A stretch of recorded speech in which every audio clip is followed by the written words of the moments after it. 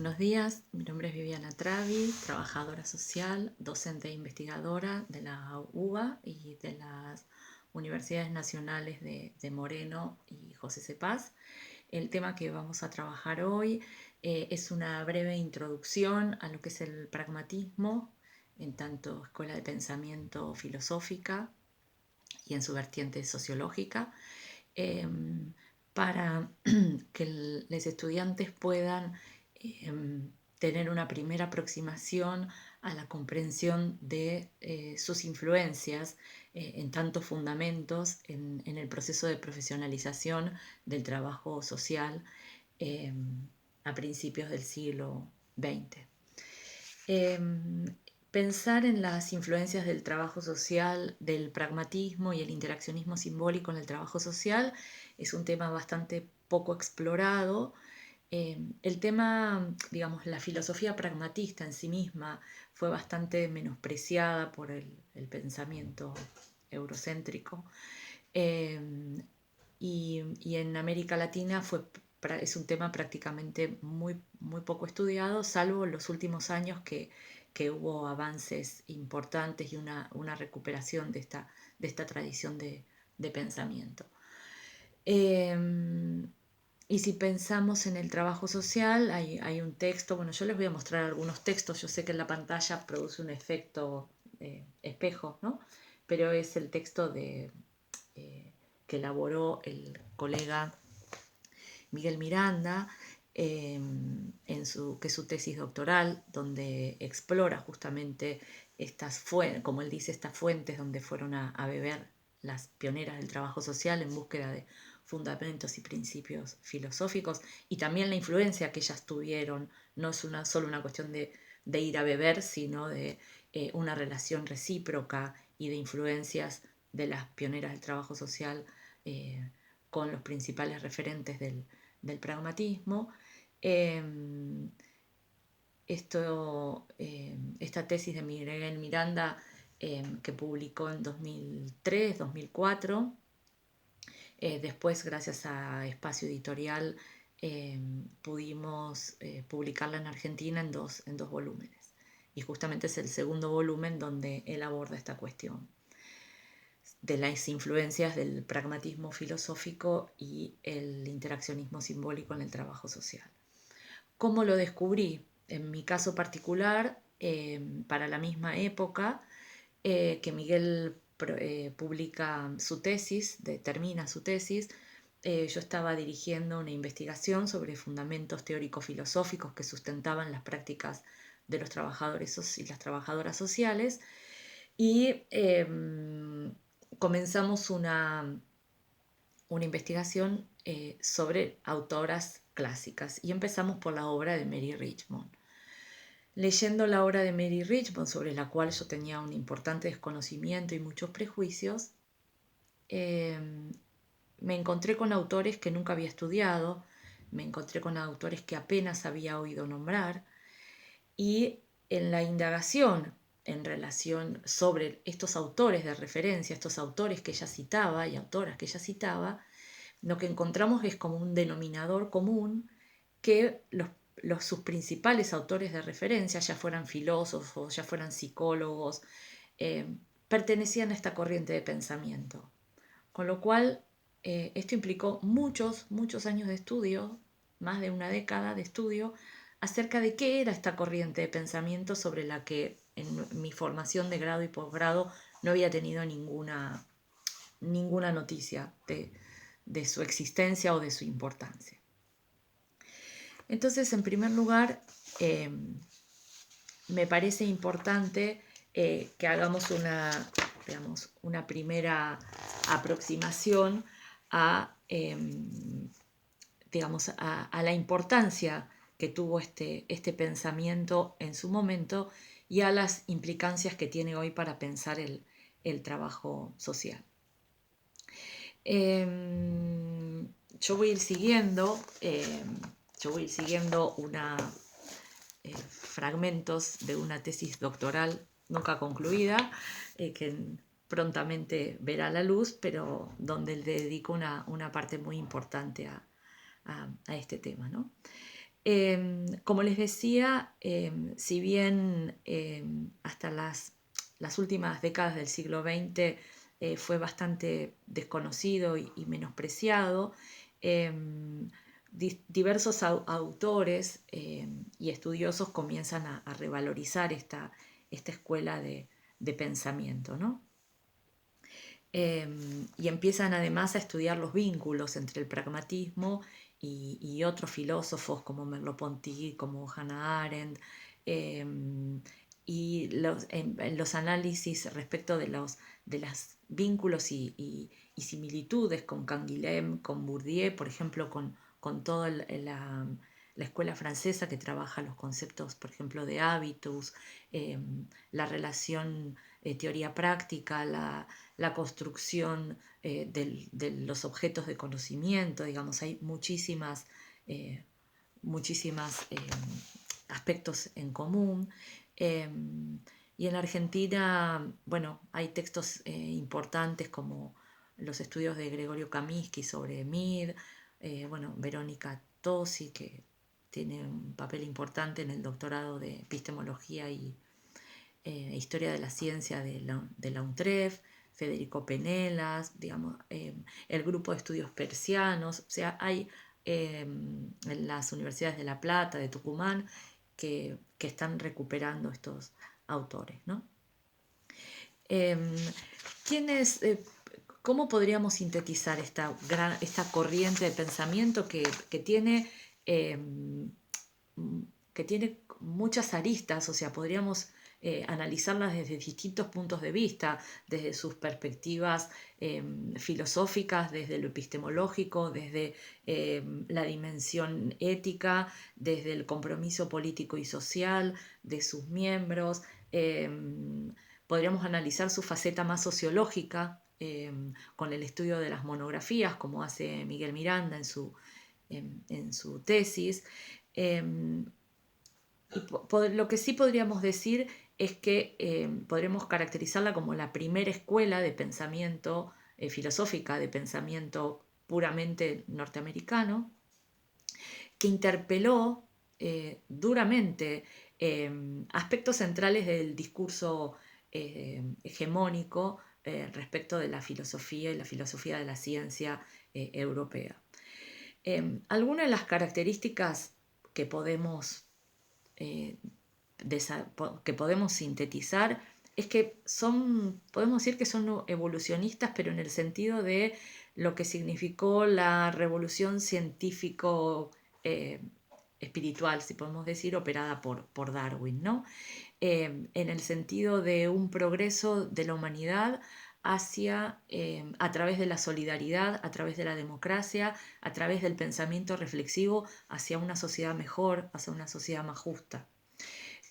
Son claramente antidualistas, o sea, se oponen a todo tipo de pensamiento dualista y de las tradicionales antinomias individuo-sociedad, teoría práctica, alma o mente-cuerpo, sujeto-objeto, ciencia-religión. Es un pensamiento claramente integrador, que busca la integración eh, la idea de un todo. Se oponen claramente al positivismo, ¿no?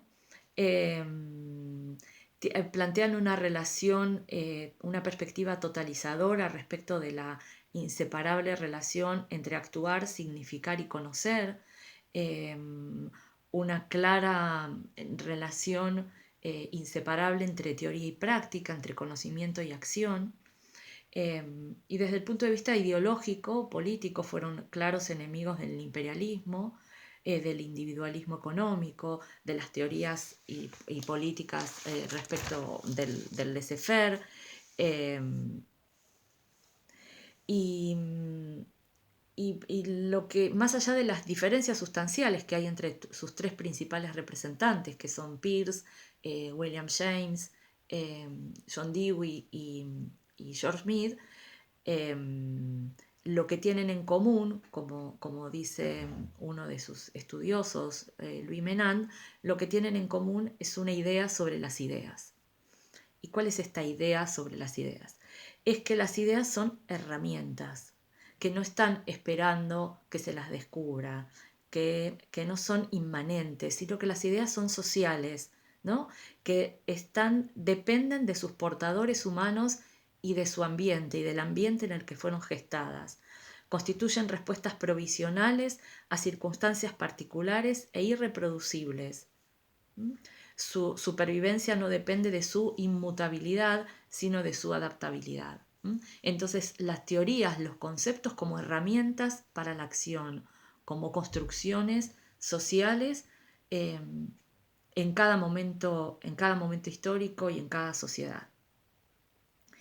¿Quiénes son entonces los principales representantes del pragmatismo? Bueno, en primer lugar podemos nombrar a Charles Peirce. Nace en 1839, muere en 1914, considerado como el creador del pragmatismo a partir de una obra que publica en 1905, ¿no? Es un pensador sumamente complejo. Eh, Él se definía a sí mismo como un lógico dedicado al estudio de los métodos de la ciencia. Es matemático, viene de una familia de importantes matemáticos de Cambridge, Massachusetts. Fue un técnico porque trabajó muchos años en una empresa de explotación de minas. Fue filósofo, geógrafo. Bueno, tiene una vasta formación y trayectoria. Lo que nos interesa de este autor fundamentalmente es, no vamos a introducirnos en la complejidad de su pensamiento en cuanto a los desarrollos que hace de la lógica, de la lingüística, sino que vamos a nombrar algunas cuestiones que nos resuenan o que nos pueden servir para pensar en trabajo social. Una tiene que ver con su concepción del conocimiento como social, ¿no? Y con algo que después va a plantear Kuhn como el conocimiento como producto de acuerdos y de consensos de la comunidad científica. Por otro lado, va a asociar la cuestión de la definición de los conceptos y la terminología, la va a relacionar con la ética. De hecho, tiene un texto escrito, ahora no recuerdo bien la fecha, ahora lo voy a buscar, creo que es en 1903, un texto que se llama justamente La ética de la terminología, ¿no? Y justamente, como la ciencia es una construcción colectiva, dice, ninguna mente puede dar un paso adelante sin la ayuda de otra, y llama a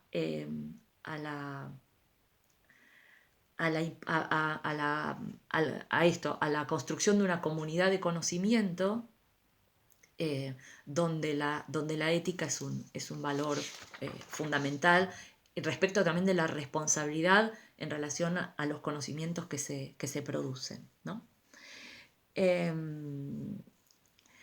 Bueno, es el que desarrolla el concepto de habitus, que después lo vamos a ver en Bachelard, lo vamos a ver en Bourdieu, que concibe al hábitus como una disposición para actuar de un cierto modo, en ciertas circunstancias, bajo el impulso de un motivo dado, ¿sí? Y el concepto de hábitus va a atravesar, digamos, a todos los autores que van a continuar, y claramente va a estar en Mary Richmond, claramente va a estar en Jane Addams, en Gordon Hamilton, ¿no? En esta cuestión de pensar los procesos de socialización y pensar determinadas, por ejemplo, cuando Mary Richmond plantea la democracia como un hábito, dice, la democracia es más allá, va mucho más allá de ejercer el voto. Tenemos que pensarla como un hábito cotidiano en nuestras familias, en la universidad, en todos los ámbitos donde se desarrolla nuestra vida cotidiana. sin querer entrar en cuestiones de carácter ya epistemológico o que tengan que ver con la lógica de la producción del conocimiento, hay un aporte muy interesante que él hace que tiene que ver con el concepto de abducción, que lo vamos a encontrar también en Mary Richmond, ¿no? Cuando él dice entre la inducción y la deducción está la abducción como un razonamiento, como el razonamiento que nos puede llevar o nos lleva a la elaboración de hipótesis. Y dicho en términos muy coloquiales, la abducción tiene que ver con lo que hoy con lo que podríamos llamar el pálpito, con esa idea eh, que a uno se le ocurre que tiene que ver con la intuición, que tiene que ver con el pálpito, decir esto puede ir por aquí, ¿no? Porque le da mucha importancia a la experiencia, al conocimiento ligado a la experiencia, más allá de las meras elucubraciones abstractas, ¿no? Eh, bien, en otra clase vamos a ver las influencias específicas que hay en la obra de Mary Richmond y en otras pioneras del trabajo social. Pero claramente eh, eh, en el texto, el diagnóstico social, en todo el capítulo donde Mary Richmond hace el análisis de las inferencias, está claramente ahí. Se puede identificar claramente la influencia de estas premisas pragmatistas. El otro representante del pragmatismo fue William James, que se define también como, esto también da lugar a algunas confusiones, se define como un empirista radical. Nace en 1842 y fallece en 1910. Se lo considera como el fundador de la psicología moderna o la nueva psicología. Él es muy crítico de la psicología con esta herencia que traía de Europa, y plantea, él dice que va a dedicarse, y de hecho dedica su vida, a desarrollar una comprensión del hombre desde una perspectiva amplia que integrara las ciencias, lo cito textual, las ciencias biológicas, las psicológicas y las filosóficas. O sea, lo más novedoso que tiene es justamente esta relación entre biología, filosofía, ciencia, biología, psicología, filosofía, o sea, en síntesis entre ciencia y filosofía, que este es uno, ahora después cuando veamos la síntesis final, el aporte para mí más importante del pragmatismo tiene que ver en este diálogo entre ciencia y filosofía. Va a plantear, y aquí hace aportes importantes a la psicología y al trabajo social, en su concepción de la mente humana como instrumento de la adaptación al ambiente. Y aquí hubo muy malas y erróneas interpretaciones del concepto de adaptación que encontramos, por ejemplo, en la obra de Mary Richmond, porque lejos de ser funcionalista, tiene una clara influencia pragmatista. Ahora lo vamos a ver. Bueno, fue influenciado en su juventud por las ideas de los socialistas, de Fourier, y él pensaba en una sociedad donde lo material, lo mental, lo natural y lo espiritual se fusionaran en una unidad y en una suerte de hermandad universal y socialista. Su historia de vida es bien interesante porque se cría en un ambiente, él relata su historia en medio de la intelectualidad más progresista en ese momento, donde en su casa permanentemente por su casa pasaban pensadores de todo tipo, y él dice que en su casa había como una ausencia de autoridad institucional en el sentido de imponer una idea, y dice las herejías se toleraban con mucho mejor humor que las ortodoxias, ¿no? Y entonces él decía que esto lo llevó a incursionar en la homeopatía, el espiritismo, bueno, y distintas disciplinas que en ese momento eran, obviamente, se las consideraba totalmente alejadas de cualquier posibilidad de vincularlas con el pensamiento científico. Bueno, los primeros estudios los realiza en el campo de la química, la biología, y finalmente en la medicina y después en la psicología, ¿no?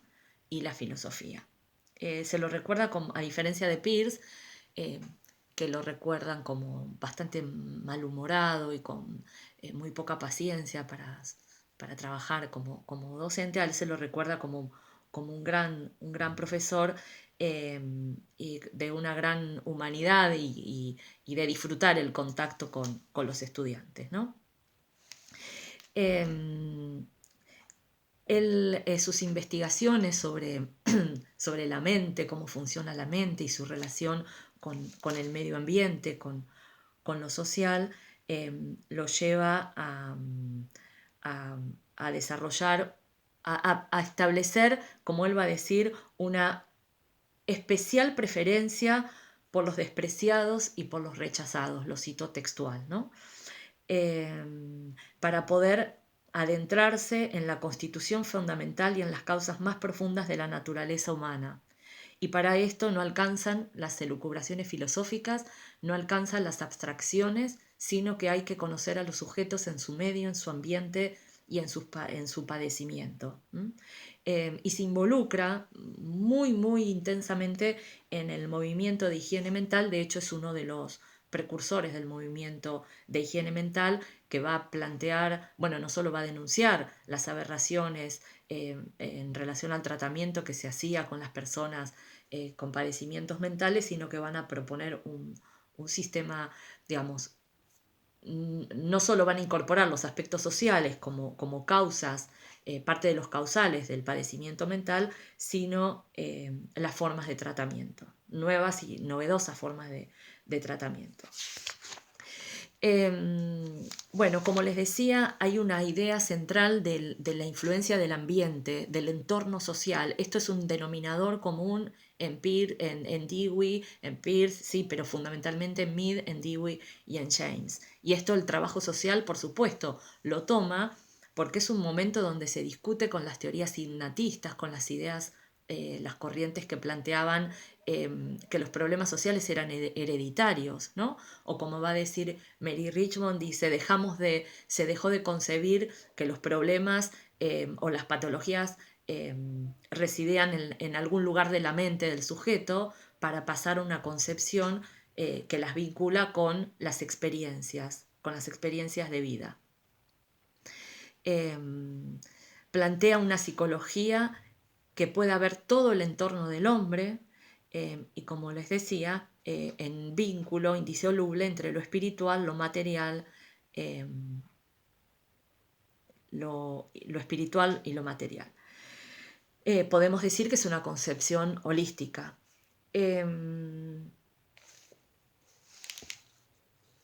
Entonces, con respecto a la idea de adaptación y con respecto a la idea de la relación con el ambiente, él dice que la adaptación digamos que a diferencia de los animales, los seres humanos evolucionamos o nos adaptamos al medio a través del pensamiento reflexivo y de la inteligencia. No respondemos en forma instintiva a los estímulos, ¿no? Frente a un mismo estímulo, los humanos podemos reaccionar de diferentes maneras. Una misma persona en distintos momentos puede reaccionar de distintas formas. ¿Y esto por qué?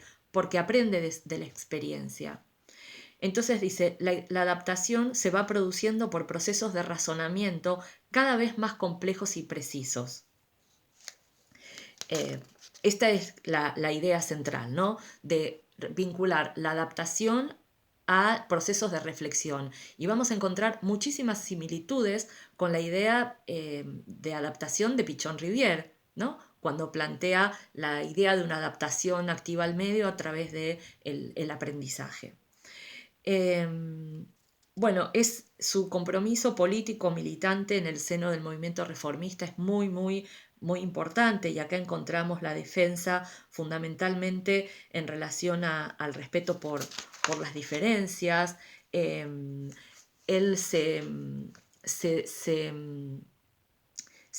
define a sí mismo lo que él llama una autoafirmación militante y un principio, digamos, destaca lo que él llama el principio de humanidad, eh, y en todo momento plantea su sensibilidad y solidaridad con los sufrientes, con los de abajo, frente a los que hubo una irracional incomprensión.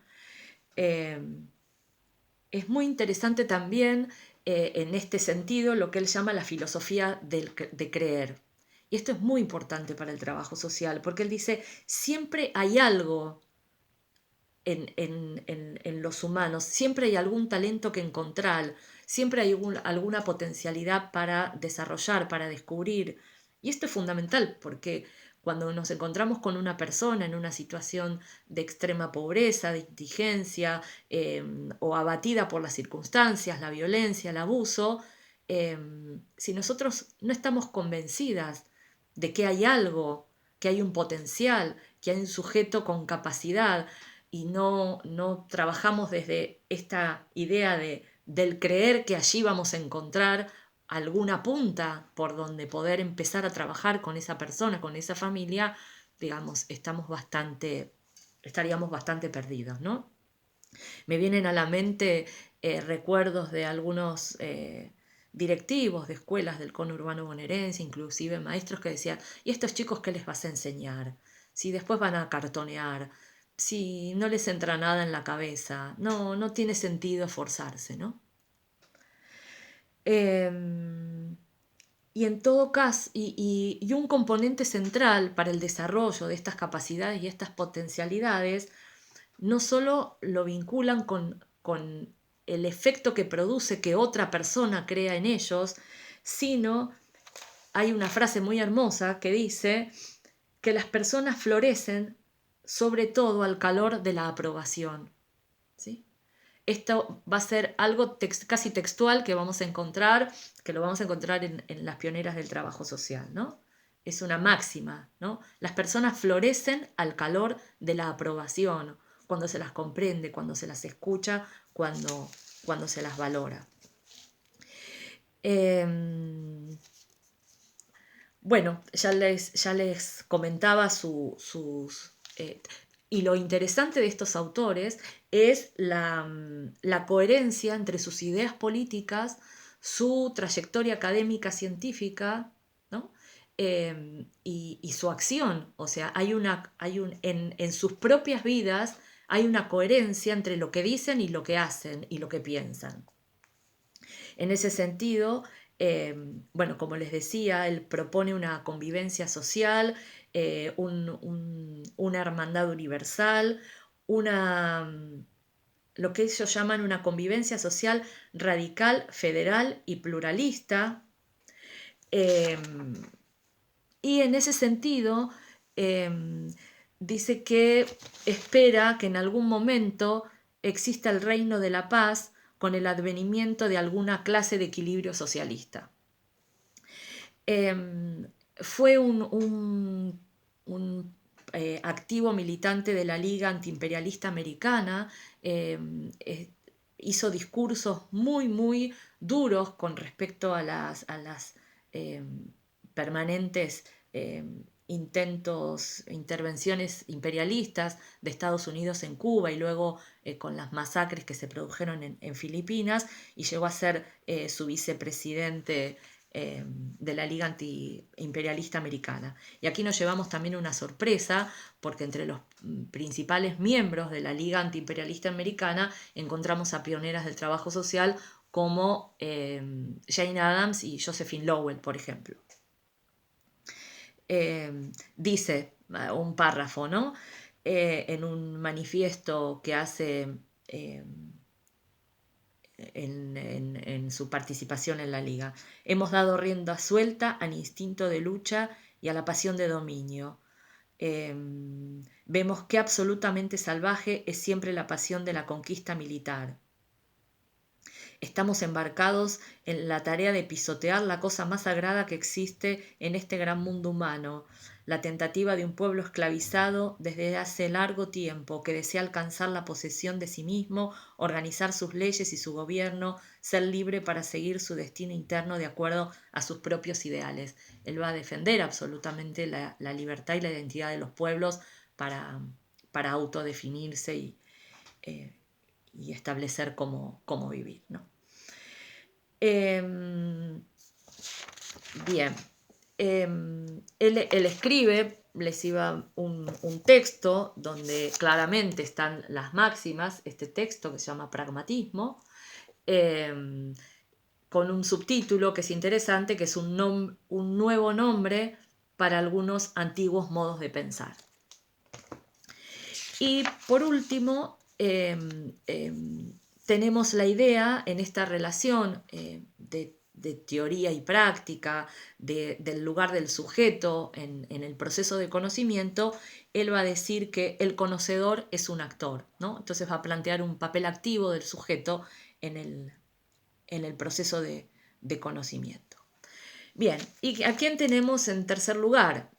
Tenemos a la figura de John Dewey, que nace en 1859 y muere en 1952, vivió muchos años, más de 90 años, y es considerado uno de los filósofos y pedagogos más importantes del siglo XX.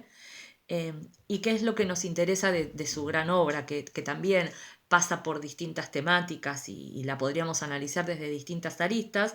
Lo que nos interesa son los vínculos y las relaciones que establece entre democracia, educación, problemas sociales, ciencia, investigación, teoría, práctica y cambio social, ¿no? Realmente es un pensamiento muy interesante, siempre con una mirada integral, no dualista.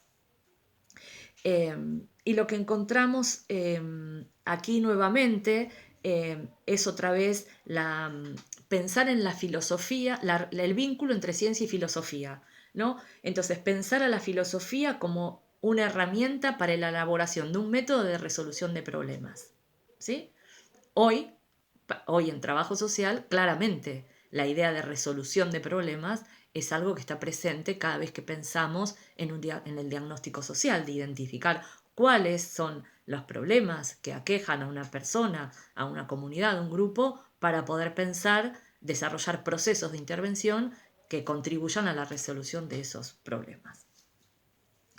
En la resolución de los problemas, ¿qué encontramos como principal herramienta? Una vez más, el pensamiento reflexivo como función principal de la inteligencia.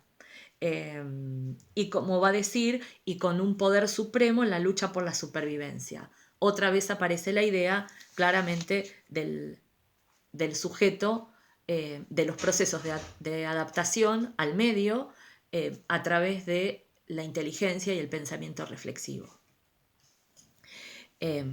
Bueno, si miramos en forma cronológica su historia, publica en 1888 La ética de la democracia, y es muy interesante porque justamente ellos van a plantear lo que le llaman la democracia radical, que hay textos e ideas que va a compartir con George Smith, y esta idea de la democracia radical en el sentido de la supremacía del derecho a la diferencia, de la individualidad, pero siempre es una individualidad pensada en una comunidad y en un proyecto de construcción colectiva.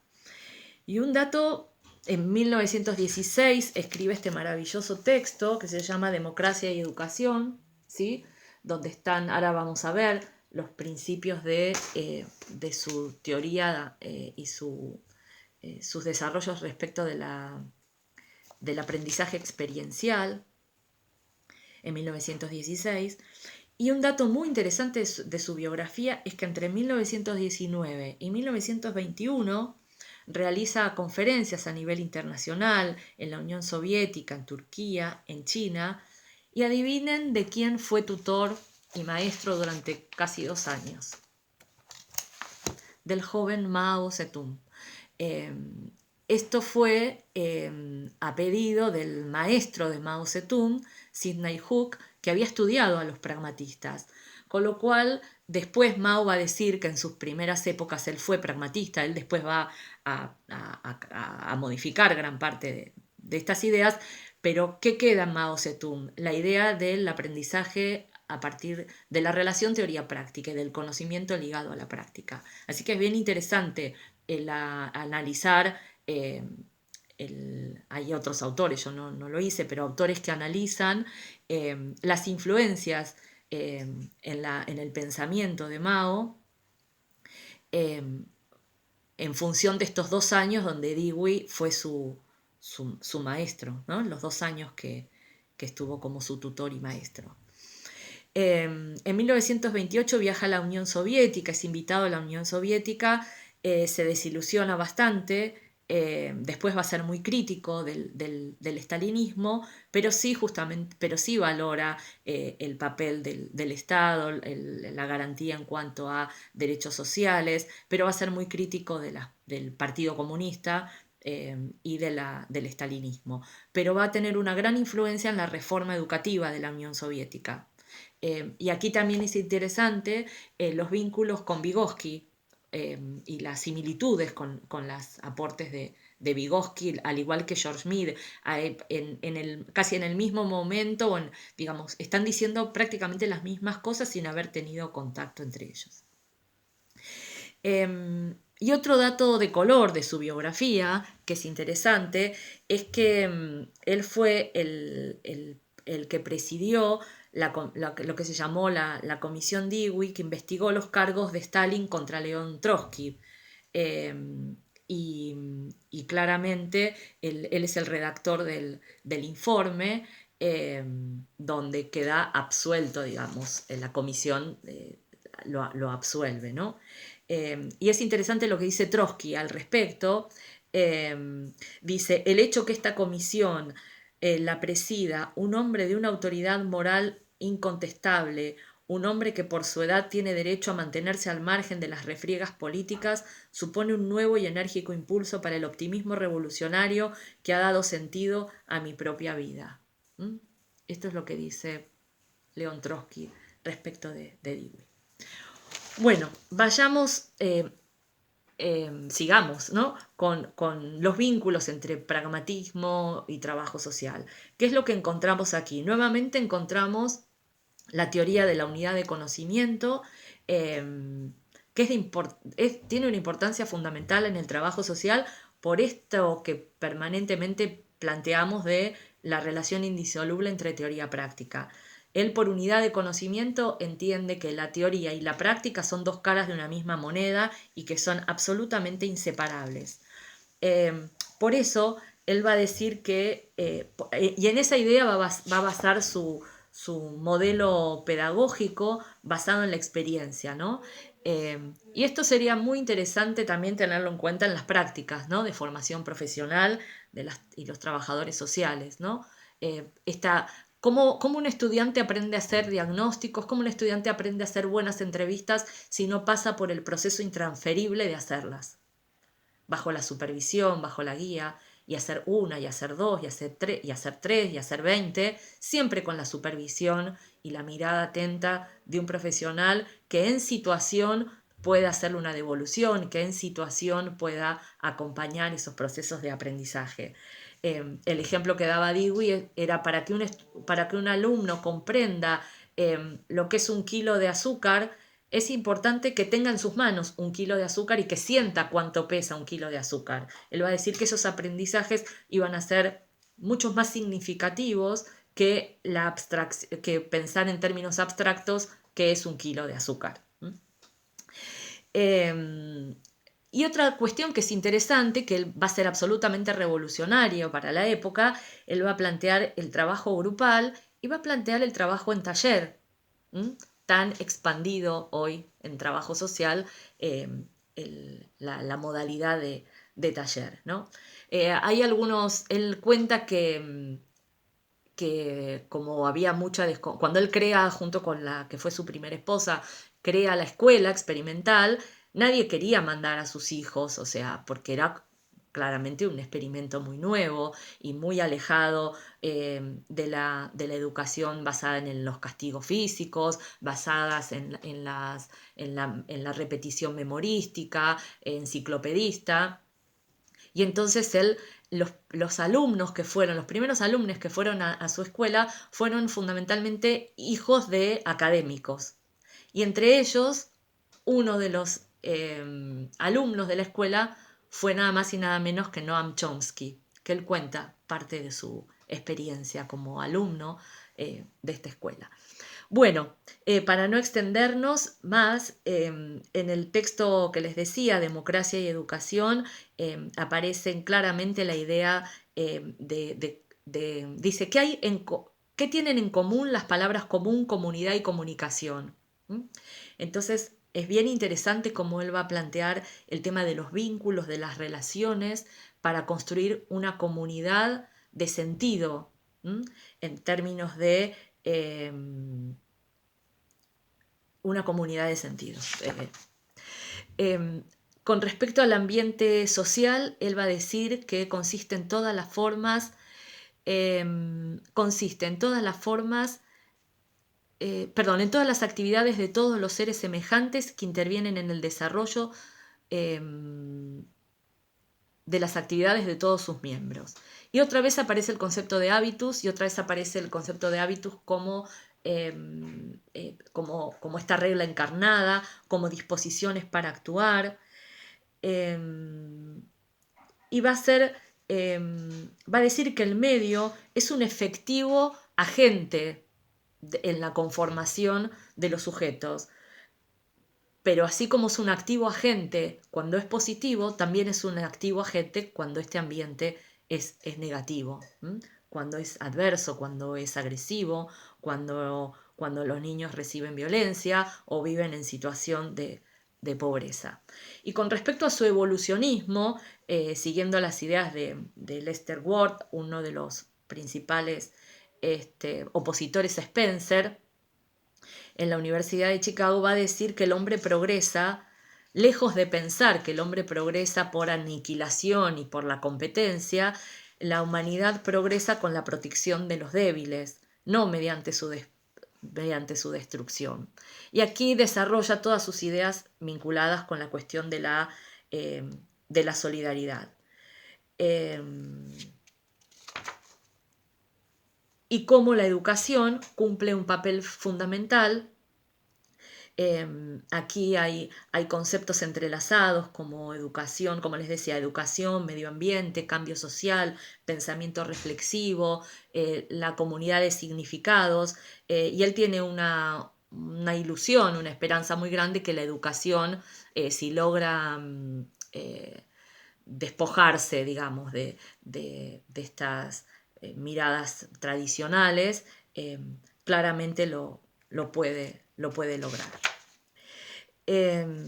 Bueno, nos queda George Mead, que es el autor que más claramente influencia a Mary Richmond junto a Dewey, y lo único que vamos a decir en este momento para que no sea tan extenso es sus ideas con respecto a la construcción social del yo, que es uno de los aportes más significativos que él hace a la psicología social, en relación a lo que es la historicidad del individuo como autoconciencia, y la teoría del otro generalizado y lo que él llama la adopción de papeles, o sea, de qué papel, de cómo juega el medio en la construcción social del yo.